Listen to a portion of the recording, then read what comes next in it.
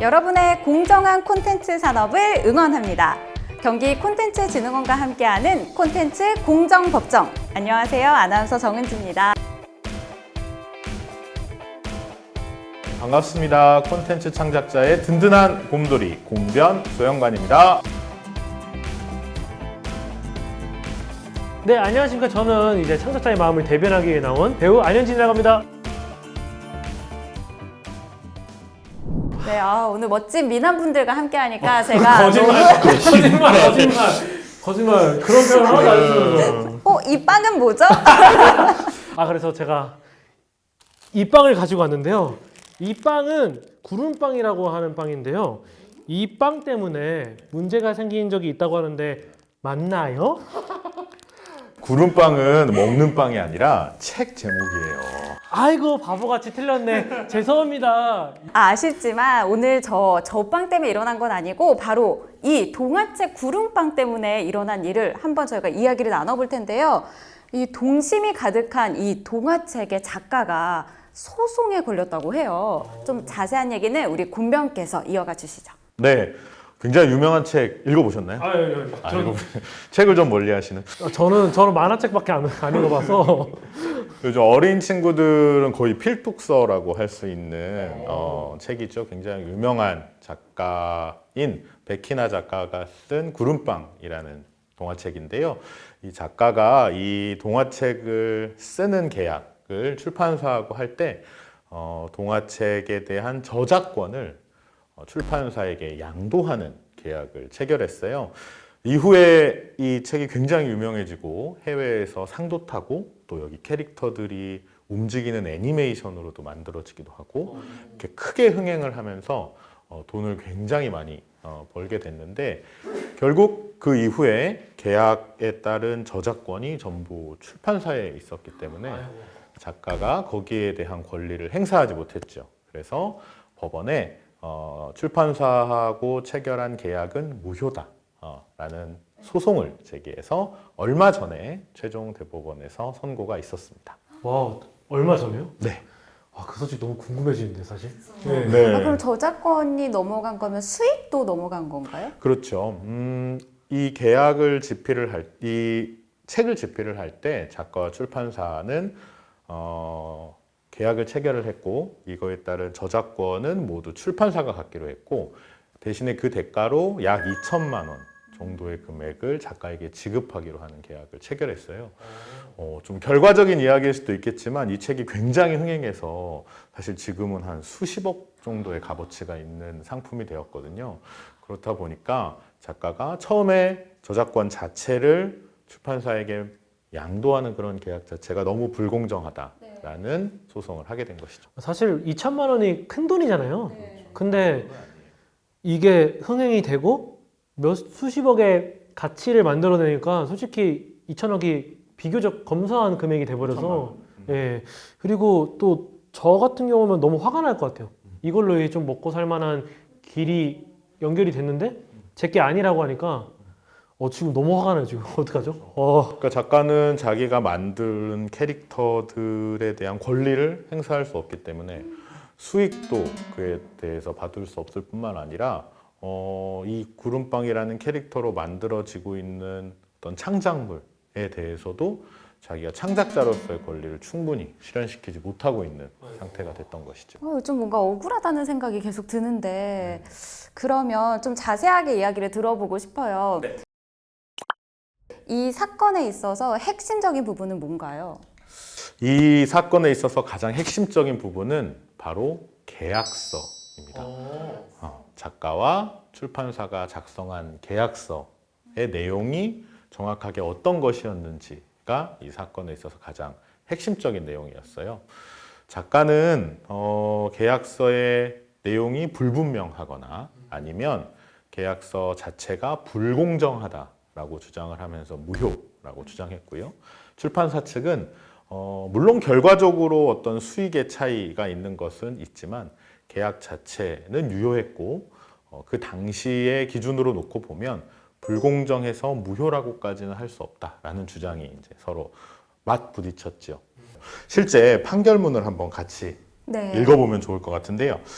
해당 계약을 체결한 2003년 당시 백희나 작가는 신인 작가였던 점을 고려하면 상업적 성공 가능성에 대한 위험을 적절히 분담하려는 측면이 있고 백희나 작가에게 부당하게 불리한 조항이라고 볼 수 없으므로 불공정한 법률 행위라 무효라 할 수 없다라고 적혀 있는데 이게 뭔 소리인지 모르겠어요. 있다 없다가 많이 반복되죠. 네. 뭐 어떤 단어가 가장 어려우셨어요? 저는 뭐 신인 작가였던 점을 고려해서라는 말도 좀 들어가고 위험을 적절히 분담하려는 측면 또 불리하게 볼 수 없으므로 불공정한 법률 행위라 뭐 이런 식으로 이렇게 뭔가 어감이 좀 비슷한데 그런 단어들이 계속 연달아 나오는 것 같아가지고 결론적으로 무슨 말인지 모르겠죠. 그러니까 무효가 안 된다라는 느낌인 것 같아요. 맞아요. 정말 이해를 못했군요. 네. 여기서 가장 중요한 단어는 불공정한 법률 행위라는 단어입니다. 법리 중에서는 이 계약서는 아까 배우님이 말씀해 주셨던 것처럼 출판사가 작가를 협박하거나 혹은 속이거나 아니면 출판사가 작가의 도장을 훔쳐다가 계약서를 찍거나 이렇지 않았어요. 둘 사이에서 계약의 내용을 이해하고 계약을 한 건 맞아요. 그런데 그 내용 중에 현저하게 불공정한 부분이 있다면 이것은 무효로 할 수 있다라는 법리가 있는 것이거든요. 그래서 이 작가는 지금 이 계약서에서 저작권 자체를 양도하는 것, 그리고 그 금액이 굉장히 낮은 금액이었다는 것, 그런 내용에 대해서 충분히 설명하거나 고지하지 않았다는 점 등등을 들어서 불공정한 법률 행위다라고 주장을 했는데요.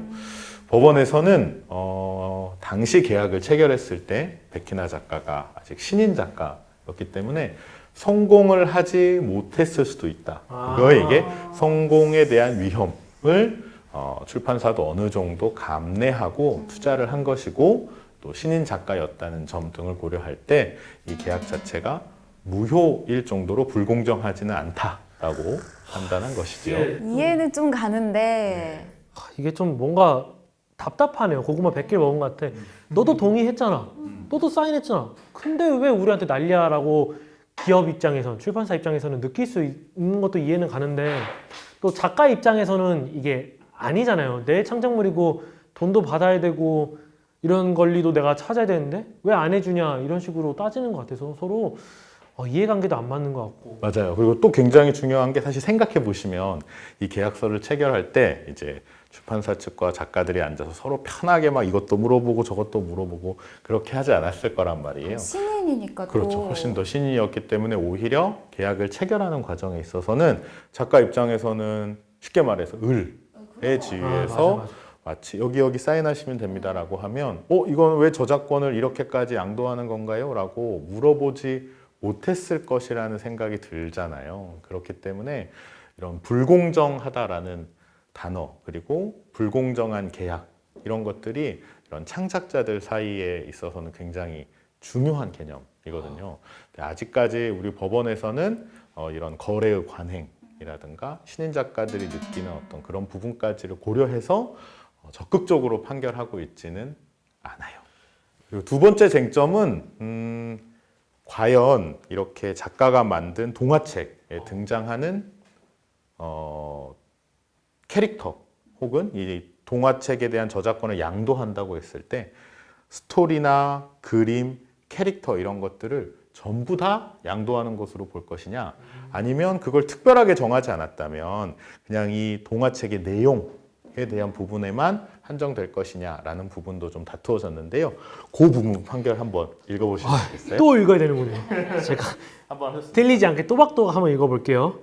그림책의 경우 어문, 미술, 캐릭터 저작물에 결합한 것으로 계약서 조항에 따르면 저작물 일체를 양도 및 양수하기로 했다고 보는 것이 자연스럽다라고 적혀 있네요. 이게 그러면 제가 이해한 걸로 말씀드리면은 다 줬으니까 다 쟤네들 거야 라고 이해를 해도 될까요? 그렇죠. 그러니까 아마 이 계약서에서는 자세하게 나와 있지 않았던 것이에요. 그러니까 캐릭터에 대한 권리도 포함한다, 혹은 스토리에 대한 권리도 포함한다.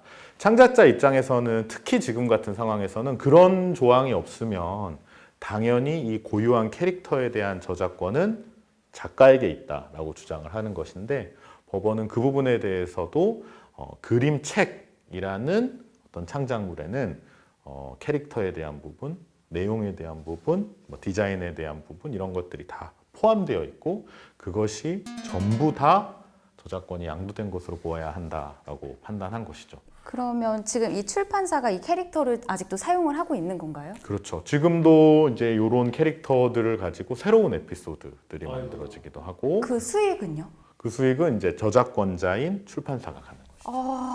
그러면 저작권을 가지고 있는 출판사가 이 에피소드 만들어야지 하면 그 창작자인 작가님은 크게 뭐 터치를 할 수 없는 부분이네요. 그렇죠. 저작권자가 아니니까요.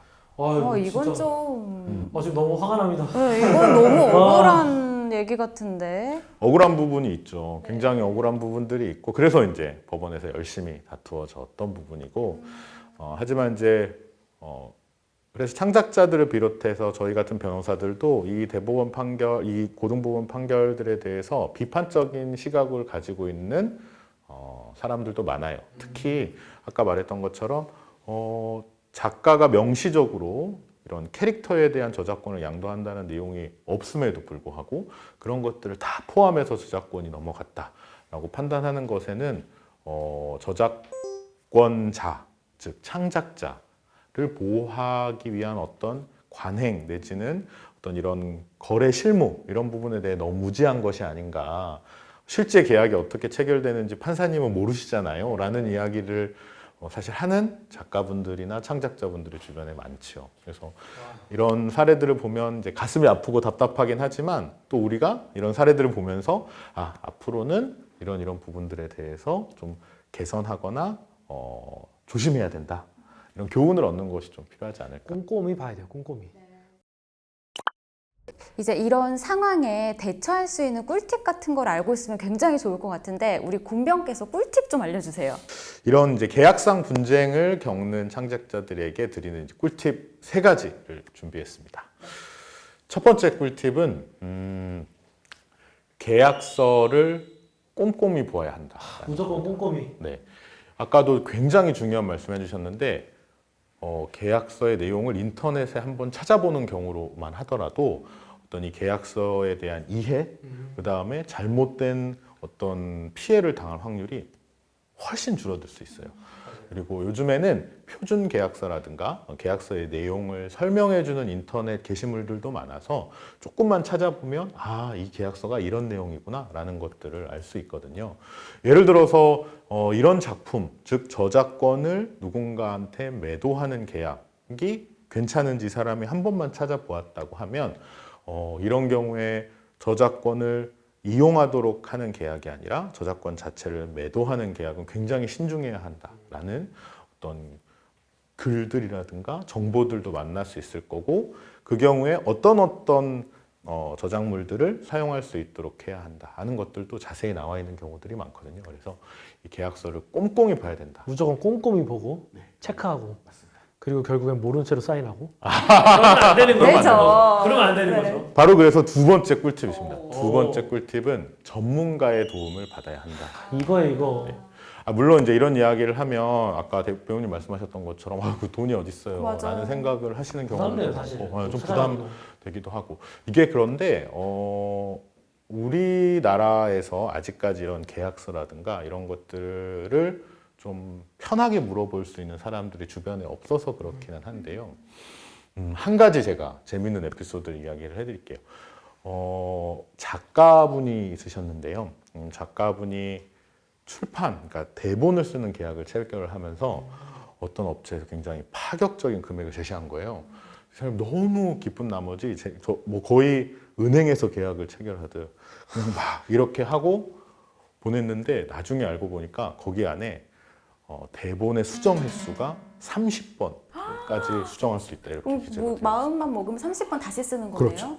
그래서 심지어 그리고 실제 이 대본이 이제 방송을 만드는 그런 대본이었는데 마음에 들지 않는다 혹은 투자자가 마음에 들지 않는다 뭐 이런 이유로 10몇 번을 고치게 됐어요. 글 쓰는 게 얼마나 힘든데.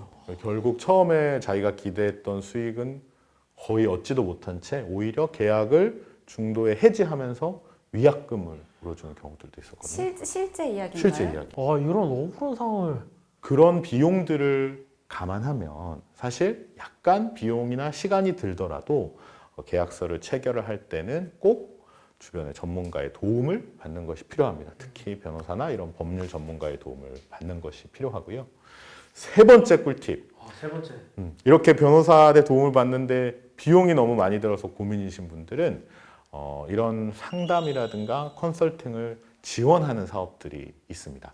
지금 요 영상을 만들고 있는 경기 콘텐츠진흥원에도 창작자들의 콘텐츠와 관련된 분쟁을 상담하는 공정거래 상담센터를 운영하고 있고요. 지자체라든가 정부 부처에서도 이런 분쟁에 대해서 상담과 계약에 대한 컨설팅을 제공하는 지원 사업들이 많이 있기 때문에 조금만 발품을 파셔서 알아보시면 무료로 혹은 아주 저렴한 비용으로 계약서를 상담받으실 수 있어요. 그렇게 하는 것이 좀 더 안전하고 또 자신의 권리를 지킬 수 있다는 것을 꼭 기억해 주셨으면 좋겠습니다. 이런 완벽한 꿀팁 진짜. 네, 이거 정말 도움 많이 될 것 같아요. 맞아요.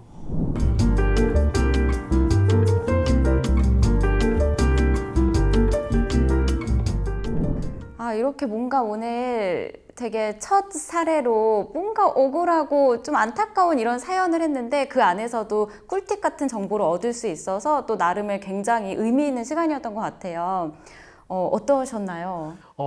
사실 이렇게 전문적으로 뭔가 법률에 대한 얘기나 아니면은 저작권에 대한 얘기를 들은 게 진짜 처음이에요.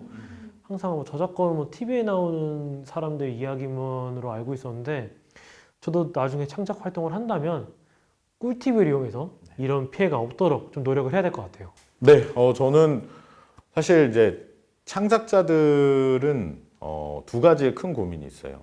자신의 창작물에 대한 값어치를 정확하게 알지 못하는 창작자가 또 계약 과정에서는 의뢰 지위에서 계약을 하는 경우가 많기 때문에 이런 어떻게 보면 억울한 피해를 경우가 많은데요.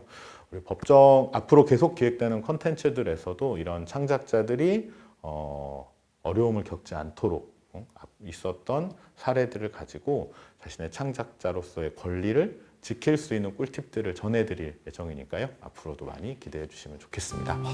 네, 오늘 이렇게 곤변 조영관 변호사님, 배우 안현진님과 함께 해봤는데요.